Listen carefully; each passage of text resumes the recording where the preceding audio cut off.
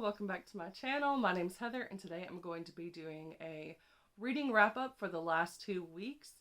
This consisted of 2 books prior to the Peace Talks, which is part of the Realmathon. It was a 48-hour readathon within that, and then 1 book following that, which was the only book that I read last week, which is why I'm just combining last week with the week before, because I don't want to do a wrap-up for 1 book, 1 graphic novel. I did start a bunch of books that I'm like a quarter of the way through, and I'm still reading a big chunker that's 400 plus pages. So hopefully next week I'll have a couple of books to talk about. But we're going to go ahead and get into this massive one because I was able to read 10 books during the 48-hour readathon. So I have 15 books to talk about with you in this video.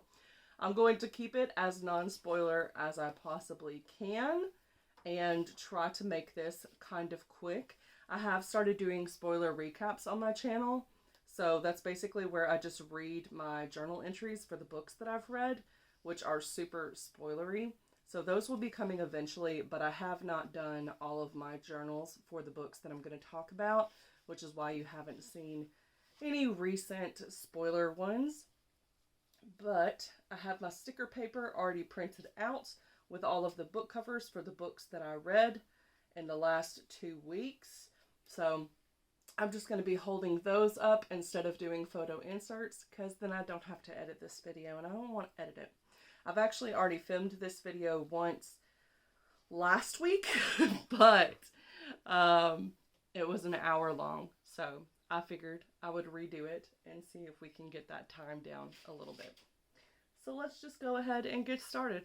The first book that I want to talk about is The Color of Always, which is an LGBTQIA+ anthology that is coming out, I believe, in June. And I actually did go ahead and post a spoiler one with this where I got kind of thorough. I gave this one 4.5 stars. There were 3 stories that really stuck out to me, I thought were just awesome. It does cover a lot of the spectrum with like LGBTQIA. However, I felt like there was some parts of the LGBT community that got left out. There was no intersex characters that I could tell, and there also were not any ace characters, but they used the label LGBTQIA+, so I expected the IA to be included with that, especially since it was such a big collection. And a couple of the stories, I didn't really understand how they fit the anthology. Yes, they were LGBT stories, but it just didn't fit the tone of the rest of them. I loved the art style throughout. Even when the art styles did greatly differ, they still had like pops of color and were just aesthetically pleasing. So if you want to read a collection of graphic novel short stories with queer characters, then I would recommend checking this out. Then I read Reckless Girls by Rachel Hawkins, which I also have a spoiler one out for already, and I gave this one 4.5 stars. This one was not what I expected it to be. I thought this was going to be a survivor story about people who go to this island and then some mysterious things happen. And as I was reading the story and it started bringing up the history of Monroe Island, which is where they wind up going, and it's kind of cannibalistic past, I thought maybe we were going to get some at least magical realism or some spookiness happening, but there was no spooky element in the story, so that was somewhat disappointing. However, I did not guess the motives of certain characters and didn't really know exactly what they were up to until we got the final reveals. So I really enjoyed that. A lot of times I figure out exactly what's going to happen, but this one kept me just along for the ride. There were definitely moments where I started to dislike the characters because there were cheating elements that were involved, and I just do not agree with cheating. And so when multiple different characters started cheating, I was just like, are they on drugs? Like, I started to seriously think that they were like all high and just making really poor decisions for some reason. Like they had some sort of drug that just like manipulated their brain in a way that they would just like want to go have sex with everyone. That's what I thought was happening, that they had some kind of psychedelic that they were given that just made them all horny. But that was not what was happening. So I was just like, these are unlikable characters who all make bad decisions, and none of them, like all of them, are gray characters, if that makes sense. So if you like gray characters and you like island stories and you like kind of like the thriller with some suspense elements and also getting some flashbacks to characters past and that building upon it until you get to the moment where you discover like what their purposes are for being there, then I think that you'll like this story. So to sum up the premise of the story, basically she and her boyfriend are working on an island in Hawaii.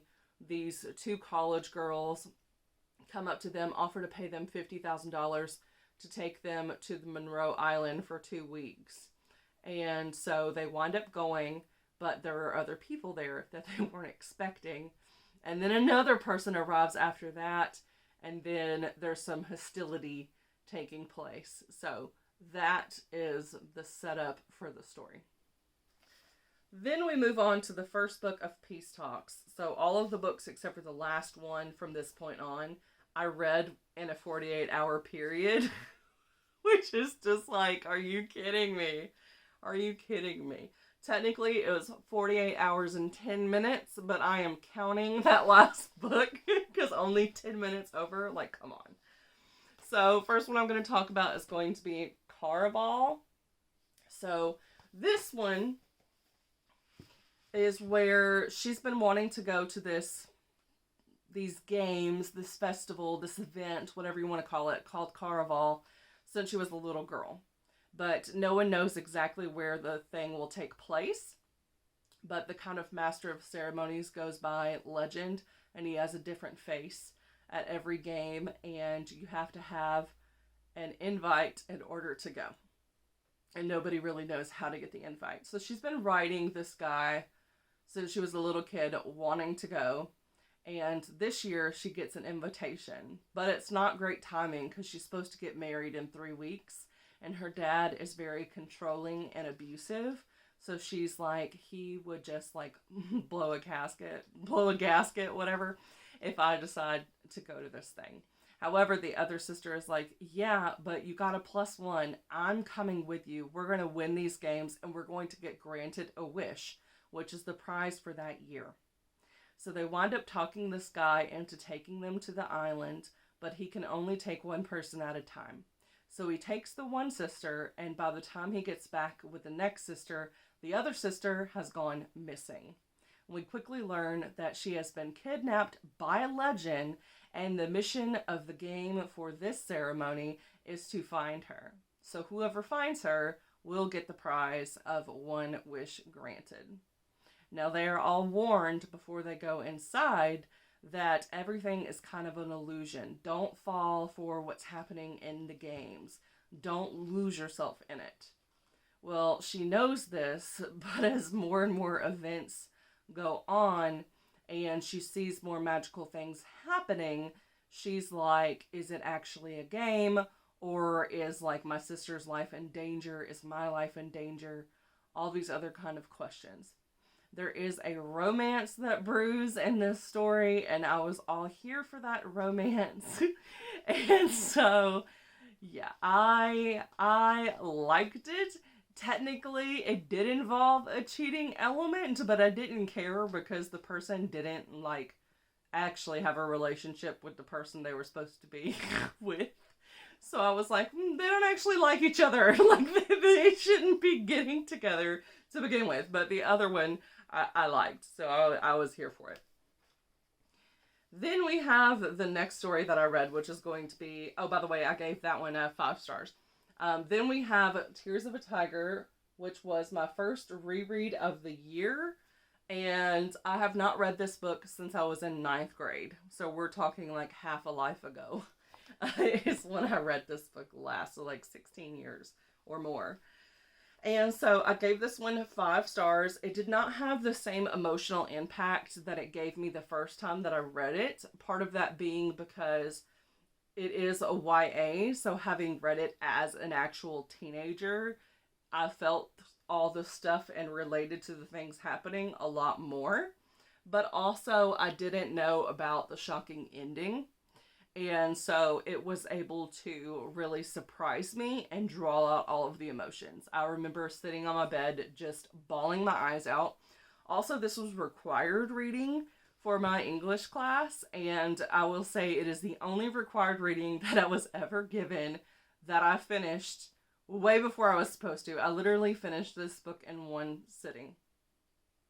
And so then I was not doing well on the quizzes because they were spread out. And so I was referencing events that happened in the end of the book and answering the questions based off of those instead of what was happening in the sections that we were supposed to read, because I just could not be bothered to slow down because the book was too good to put down. So I would still highly recommend this book, but I will say do some research and look into the triggers. If you are not bothered by triggers, I'm not going to give them to you here because it is a big spoiler for what happens at the end of the book. So I would say if you don't need triggers, then go into it completely blind. The setup for this book is that Andy, which is our main character, though we do explore other POVs throughout this story, he was drunk driving with his friends after a basketball party, and he winds up like running off the road or whatever into like an embankment or something like that. And the car catches on fire. All of his friends make it out except for his best friend, Rob.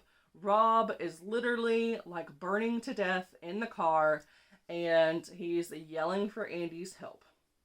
But he dies because he was trapped and the car like explodes.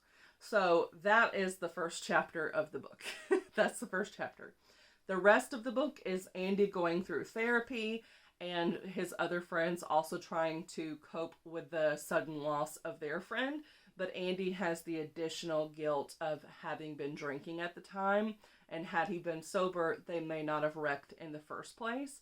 And he doesn't feel good about the fact that he pretty much got a slap on the wrist and they took his license away until he turns 18. But that's the only punishment that he really got. And he feels like he deserves to be in like a detention center because it's vehicular homicide or vehicular manslaughter, whatever you want to call it. Whether it was on purpose or not, his friend still died because of his actions. So if you want to read a book that involves mental health, then I will say go ahead and read that so you can see how everyone has different grieving processes following this event, but it can be very triggering. So make sure you check out the warnings if that's something that you need to be aware of. The next book that I read was the follow-up to that. And by the way, I gave that one 5 stars. The follow-up to that, which was Forged by Fire. And I believe I gave this one 5 stars, but I've got to refer to my list. Yes, I gave it 5 stars. So this one follows one of the friends, Gerald, but it kind of goes back in time to where Gerald was in like middle school. And it shows his friendship with Andy and Rob in particular, and how he became really close, not only to Rob, but also to Rob's dad.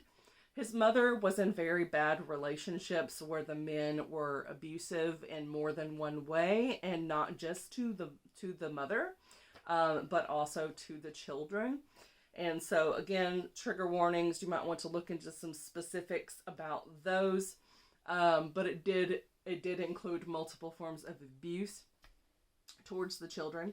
And so he winds up kind of seeing Rob's dad as a father figure, and Rob's dad really comes through for him and his family after he witnesses an event happening between his stepfather, I guess you would say, or I don't remember if they had actually got married or he was just like a long-term boyfriend. But the guy in his mom's life and his sister, when he realizes what's going on between those two, he goes to Rob's dad, and Rob's dad is very supportive and like helps him through the legal situation and all of that. But we also get several years later, when issues, the remembrances of those issues kind of pop up again and create new problems and new things to look out for. That's all I can really say without giving spoilers. I will say that it goes from him being in like middle school up until the big shocking end of the first book.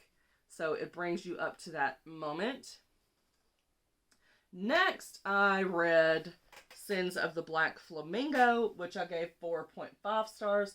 This is an arc that I downloaded. It's a bit of an older arc. I believe this came out in 2021.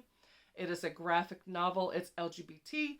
It is about a guy who is a thief, and it's really funny because he likes to be seen. So he dresses like really nicely in ways that will draw attention. And he's like, this is the worst trait to have as a thief because I'm very noticeable. He has someone that like sends him on missions. And one of the missions that he does is he goes into places and steals artifacts collected by like Nazis. So he steals them and then like sells them. Well, one of the things that he winds up finding that this like Nazi person has in his house is actually a trapped angel. So he's like, how am I going to free this angel? And he's also having to do like research to figure out what the symbols are that are on this angel's neck, all this other kind of stuff. It does get erotic at one point. So yeah, if you don't want to see like graphic nudity in your graphic novels, then avoid this one because there's definitely some on the page stuff happening.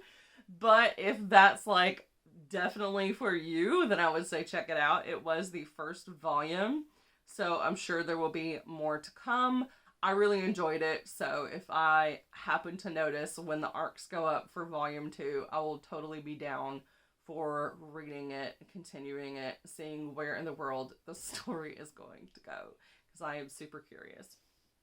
Next, I have Darkness Before Dawn, which I gave 5 stars, and this is the third novel in the Hazelwood High trilogy by Sharon Draper. This one follows Keisha, which is like Andy's girlfriend from the first book.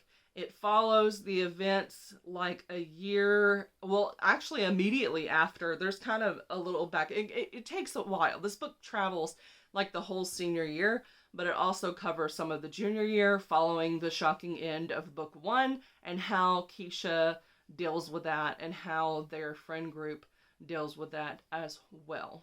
So I really liked getting to read that one. There are definitely some trigger warnings with that as well. So the kind of setup is just like all the struggles that you're going through with senior year, also mourning the loss of the friend still, because that's still on everyone's mind, even though it's happened some time ago. And she is finding herself in a situation where she thinks things are okay to proceed with, but her parents are kind of warning her that the situation seems a little fishy. But she's a teenager. She's like, she trusts a little bit too much in herself and not enough into what her parents, who've lived a little bit longer, are seeing with the situation.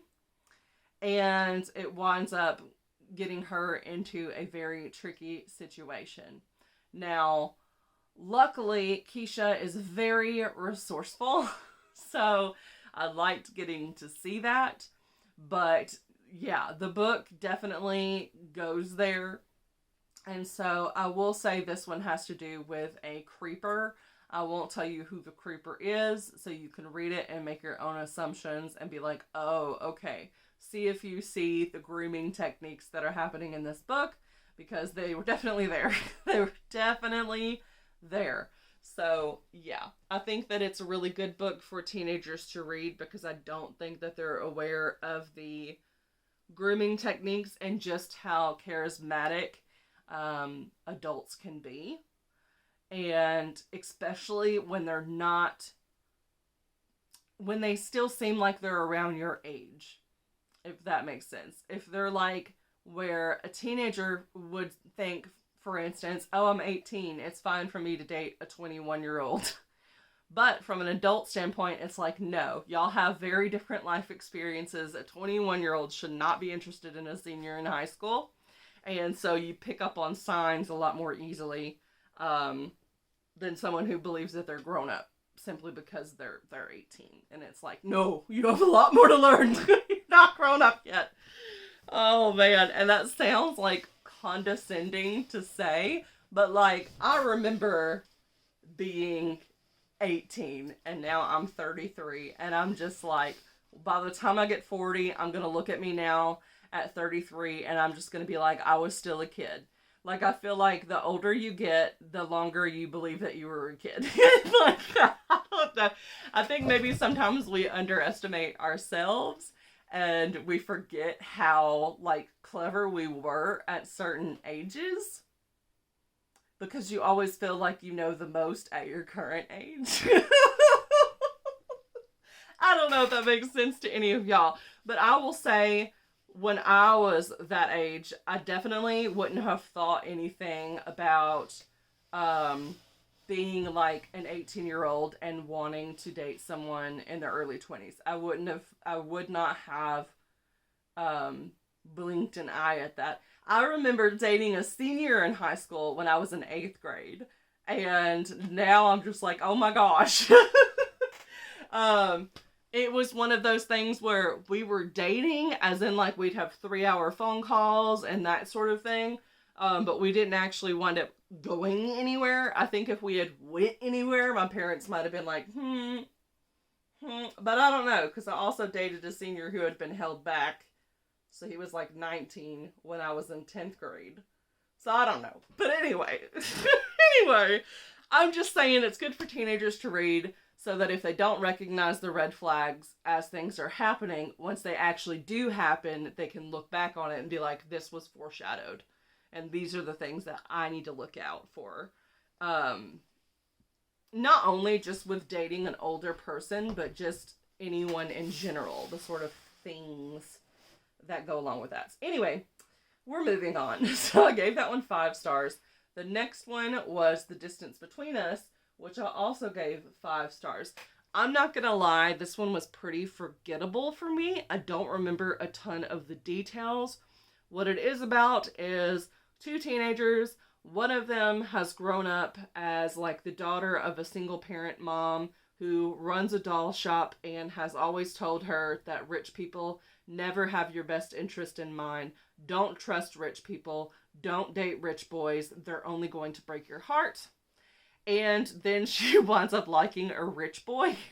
And she's like, great, how am I supposed to tell my mom that I like this dude? And then she winds up finding out just why her mom has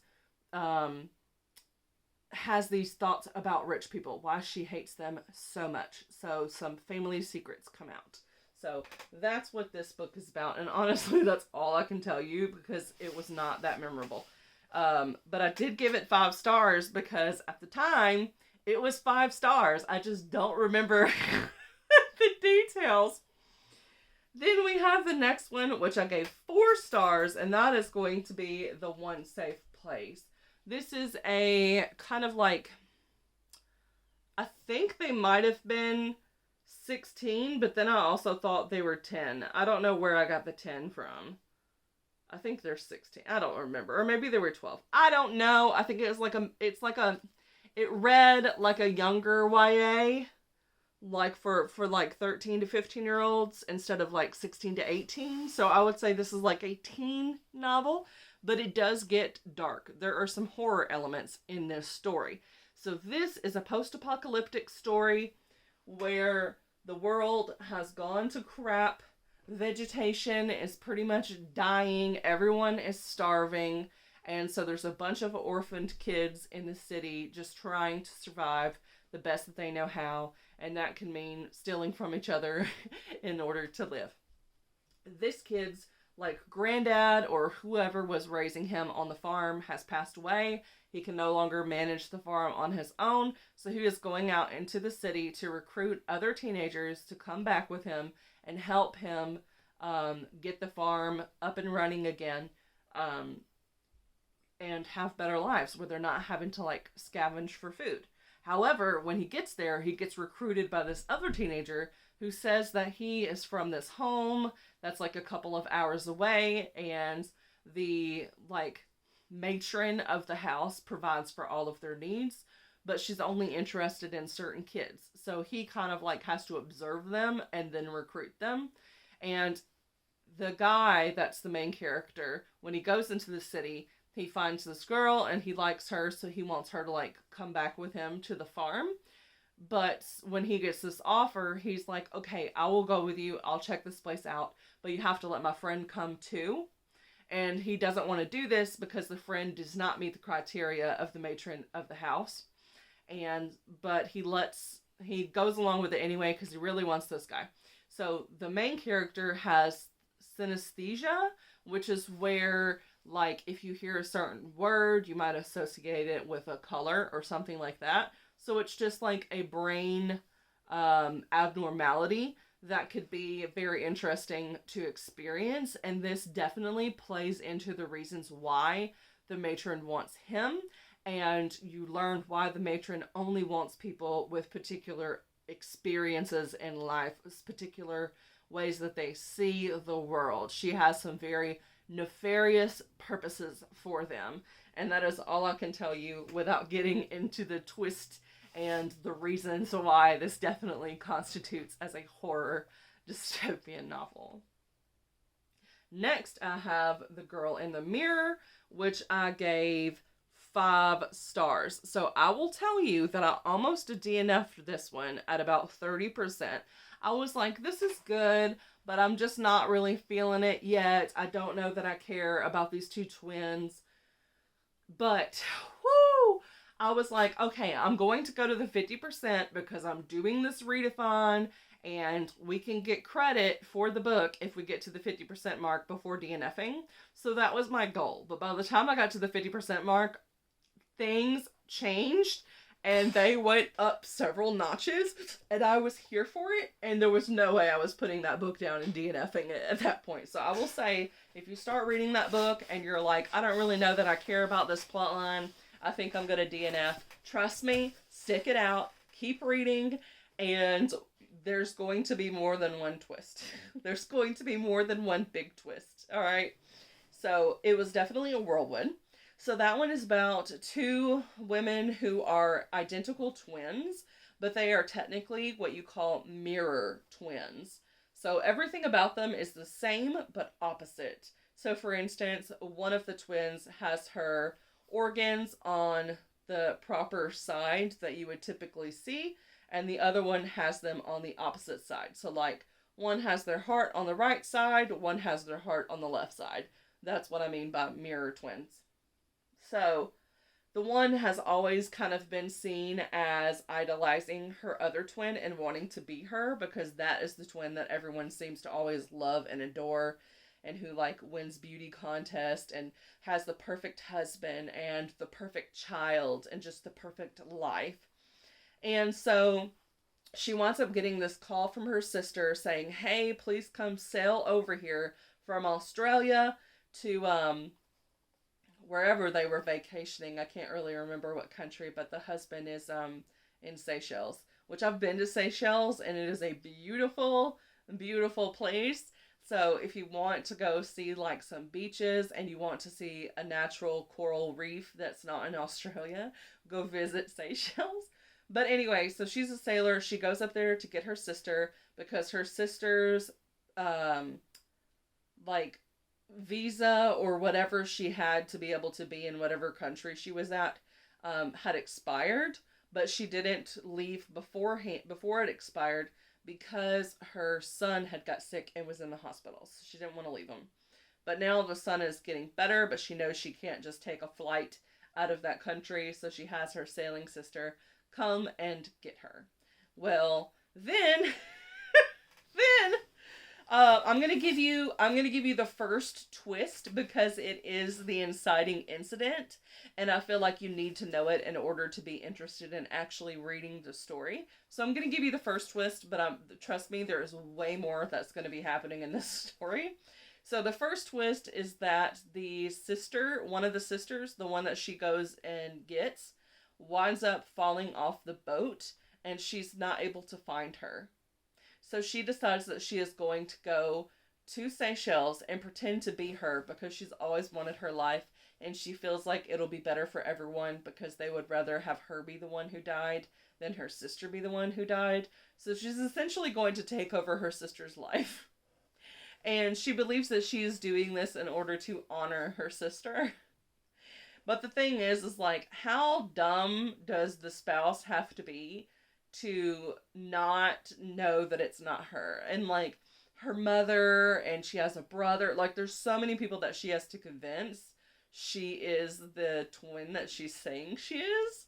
And of course that's going to make for some interesting comedic and heart-pounding moments where you're like, is she going to be able to pull this off? Or is she going to cave and admit that she's pretending to be the other one in order to kind of take over her life? Then we go to the next one. By the way, if I didn't say, I gave that one 5 stars. Then we go to the next one, which is Sunny Side Up, which I also gave 5 stars. This is the one with the 10-year-olds in it. It is a middle grade novel. So it does follow 10-year-olds, but I would actually say it's more of an upper middle grades novel because it does deal with drug and alcohol abuse from a side character that you see in flashbacks that lead up to kind of telling you the story of why this character is where she is. So our main character is spending her summer vacation at her grandparents' house, and her granddad lives in a retirement home. While she is there, she meets another boy her age that is like the groundskeeper's son, and they go on lots of adventures throughout the community, including like encounters with alligators and rescuing stray cats for old people and going to the comic book store and just loving to read about like the different heroes and stuff like that. I really enjoyed their friendship, and I also enjoyed kind of the overall message of the story, which was just that kids see more than you think they do. So if there's stuff going on, it may be better to just have a conversation with them rather than try to hide it from them, because chances are they're seeing what's happening anyway. And if you don't have a discussion, it feels like some big secret that they have to keep, and they can have trouble coping with those things when they don't have an outlet in order to express their feelings about it.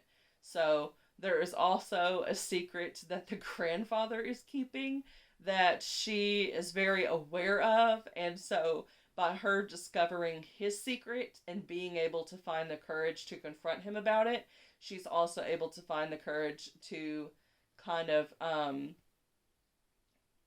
voice how she feels about the other situations going on with the loved one in her life that's having drug and alcohol issues. So I really enjoy it. I like that middle grades bring up stuff like that, because the truth of the matter is that young people have people in their families that do these things, and having a book like this that does show it, but also just shows like a 10-year-old having fun during summer vacation, it's a good way for them to be able to conceptualize it, and like gives them a way to maybe better talk about it with their loved ones. So I really enjoy it. Highly recommend. Next we have Riverdale, He Loves Me, She Loves Me Not, which I gave 4.5 stars. This is kind of like, it's not a comic book, but it is kind of like those teen magazines back in the day, like in the 90s and early 2000s. I don't know if they still have all of those teen magazines, but I remember there was something called like The Beat or something like that, and my favorite was called like M3. It was like 3Ms was the magazine, and it always had these big huge posters of the stars, or like full page pictures of the stars with like small little articles, and I would cut them out and I would make them dividers in my binders in school. Or I would cut them out and I literally had a whole wall of just like little posters from magazines. I had a lot of like, I remember the two big ones that I would always cut out their faces anytime they were mentioned was Jesse McCartney and Chad Michael Murray and Ashton Kutcher. Those were like the big ones that I would cut out and put on my wall. But and Backstreet Boys, of course. Nick Carter was my favorite Backstreet Boys. So I would plaster them all over the wall. It was ridiculous. I think I had like 2 walls worth at one point. It was ridiculous. It was ridiculous. But anyway, so this is kind of like the little articles that you would find in those teen magazines where it has like quizzes about dating and relationship advice, or like letters to the editor, that sort of thing. It was very cutesy. It does have a kind of like preppy girl voice to it. It was fun. It was like reading Mean Girls, but it was about Riverdale. Like it was sassy. Like the book was sassy. So yeah, it's not really a book. It's kind of just like a collection of fake articles written by the cast of Riverdale as like the characters. Like if the characters were real. That's what it was. So I gave it 4.5 stars. It was a fun ride. And then last but not least, so all of those books, other than the first 2, which was Reckless Girls and The Color of Always, I read in 48 hours. Can you believe that? 48 hours, 10 stinking books. I still can't get over it. I still cannot get over it because, like, they were full-length books for the most part. But anyway, that's probably the reason why I only read one graphic novel the next week, because I was burnt out after those 48 hours. My goodness, I'm still burnt out. I'm still burnt out. Oh, I just finished a book today, so we'll see how the rest of the week goes. I'm working on some arcs. But anyway, so the one book that I read this last week was Pardalita. Oh. So this, I believe, did come out this month. It was an ARC. It's a graphic novel. The ARC itself that I got only had a couple of the images for the graphic novel, and it had like empty text bubbles. So I kind of read it as an actual story. I didn't have a lot of images. I really enjoyed it though. So this is about a girl. She's dating this guy, but they're kind of really just more like friends. So they don't really have a lot of a reason to be together. And she sees herself always kind of looking over at this girl, Pardalita, and having some feelings for Pardalita that get stronger and stronger, even though she hasn't really had a conversation with Pardalita. Well, then she and her boyfriend wind up breaking up, but he's like, hey, we're still friends. Please come support me and come to my audition for the play. So she goes with him to audition for the play. She's not there to audition, but Pardalita is there, and she's like, you know what, just go ahead and audition. You can like do set pieces or work on sound and lighting, something like that. Just go ahead and audition anyway, because like everyone auditions, even if you're gonna do a different part of it. And so of course, having a crush on Pardalita, she's like, okay. So you just kind of get to see the friendship between her and Pardalita develop, and maybe a little bit of a romance. So yeah, I really enjoyed it. I gave it 4.5 stars. I think that had I had more of the graphic novel panels, I would have enjoyed the art. I liked the art that I did get to see, But I also think that the fact that I didn't get to see all of the panels means that the writing itself stood out enough to make a good story without having the images to kind of add more and fill in the gaps that you kind of need sometimes with a graphic novel. A lot of times there's like still images that don't have any text, but that bridge the gaps between the story. But this one, though it did have moments where it was kind of like really quick, I can never say French words, but like vignettes, vignettes.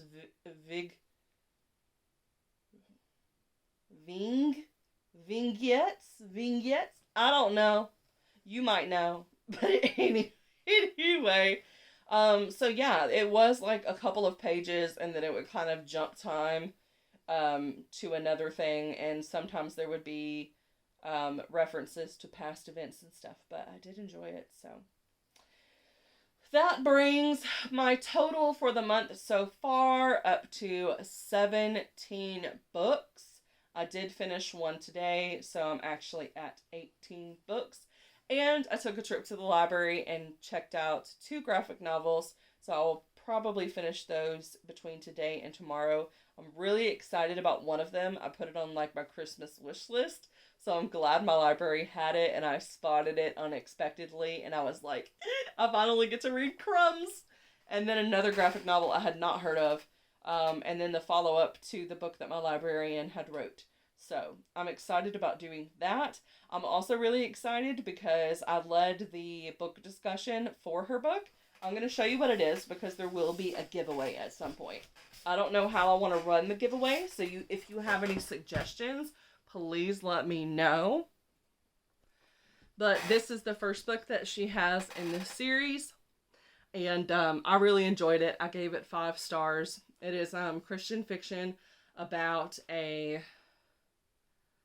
girl who she finds hiding in a library, so then she takes her in as a foster kid, while they're trying to find out where her mother is and if she's fit to like be able to take care of her child.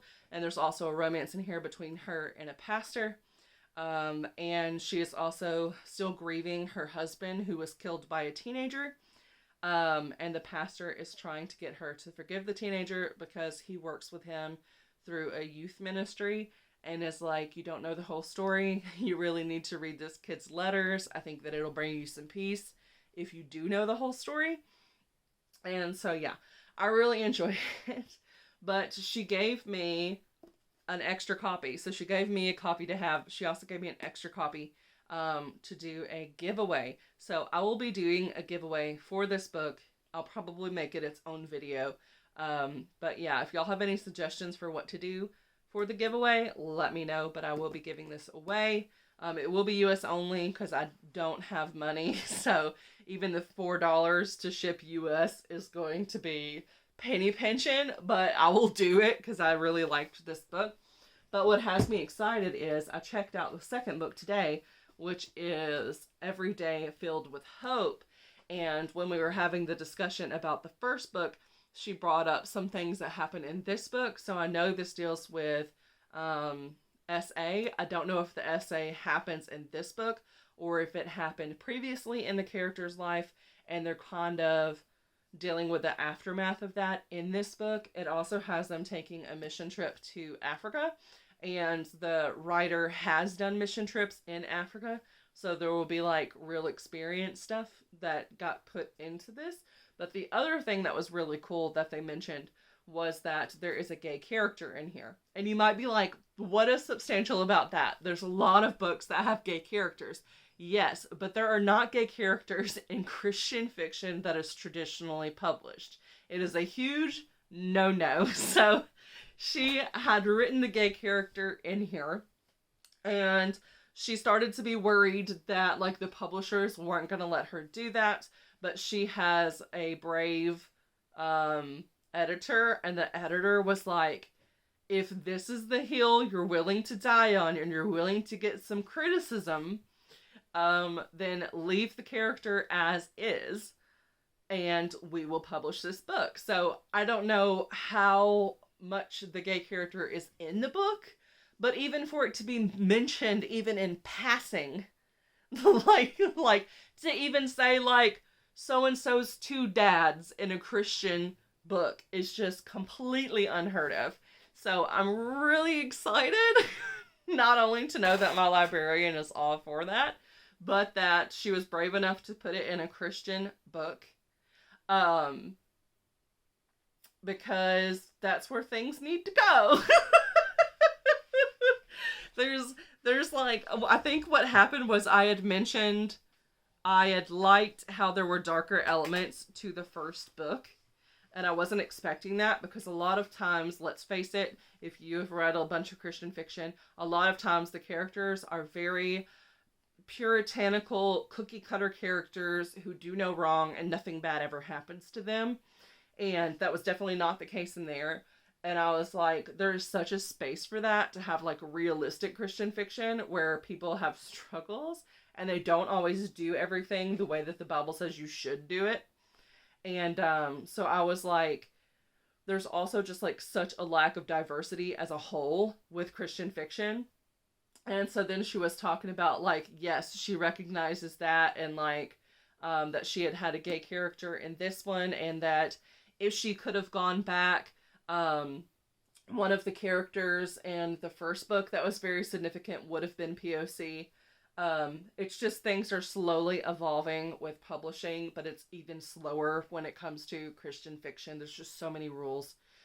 She had even had reviews about foul language in her first book. There was not a single cuss word. Her husband was like, I think it's where you said like holy schmoly or something ridiculous like that. Or like shiitake mushrooms instead of the S word. And someone was offended by that. So yeah, I'm really excited to see how she handles things in this book. And I will be reading it. I don't know if I'm going to finish by the end of this month because it's like 377 pages and I'm already reading a 400 something page book. So we shall see. But that is all I have for this video. I'm glad I was able to reduce it by 13 minutes and don't have to edit. Thanks for watching. Bye. Don't forget to like, subscribe, comment, share with friends. Beep beep.